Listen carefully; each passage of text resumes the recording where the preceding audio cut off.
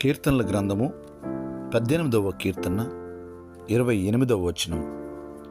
నా దీపము వెలిగించువాడవు నీవే, నా దేవుడైన యెహోవా చీకటిని నాకు వెలుగుగా చేయును. ప్రియులారా, దేవుని వాగ్దాన వాక్యము. మనము చీకటి గుండా ప్రయాణించుచుండవచ్చు, లేదు చీకటి సమయాలను మనము కలిగి ఉండవచ్చు. అది ఏదైనప్పటికీ మన యొక్క చీకటిని వెలుగుగా చేయగలిగిన దేవుడు మన పక్షముగా ఉన్నాడు. అందుకే కీర్తనల్లో గాఢాంధకారపు లోయలో నేను సంచరించినను ఏ అపాయమునకు భయపడను అంటున్నాడు. ఎందుకనంటే ఆయనే మనకు వెలుగుగా ఉన్నాడు కాబట్టి. ప్రార్థన. పరిశుద్ధుడా యేసయ్యా, మీకు వందనాలు.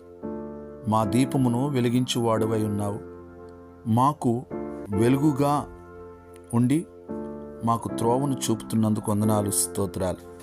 ఈ వాగ్దాన వాక్యం విని ప్రార్థనలో ఏకీభవించిన ప్రతి ఒక్కరిని, వారి కుటుంబాలను దీవించండి. వారి ప్రతి అవసరత తీర్చండి. అయ్యా, మీరు తోడుగా ఉండండి.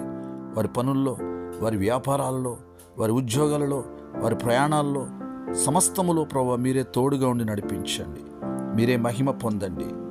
యేసు నామములో ప్రార్థిస్తున్నాము తండ్రి, ఆమేన్.